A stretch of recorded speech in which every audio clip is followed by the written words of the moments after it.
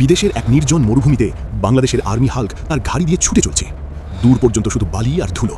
মরুভূমির ফাঁকা রাস্তা চিরে একটা বিশাল কন্টেনার ট্রাক ছুটে চলছে, গতিটা অস্বাভাবিক, প্রায় বুলেটের মতো। পেছনে ধুলোর ভেতর থেকে হাল্ক অস্ত্র হাতে তাড়া করছে, গুলি ছুটছে, বালির উপর ঝড়ের মতো আঘাত করছে, কিন্তু কন্টেনার থামছে না। হঠাৎ করেই বিপদটা সামনে এসে দাঁড়ায়।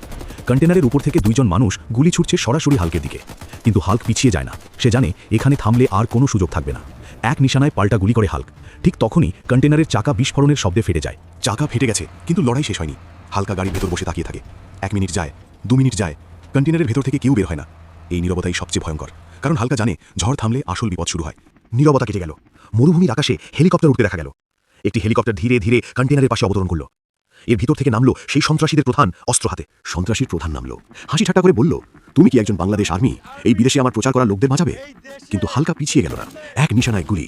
সন্ত্রাসীদের প্রধান নিচে পড়ে গেল, এবং ঠিক তখনই কন্টেনার খুলে গেল। বেঁচে থাকা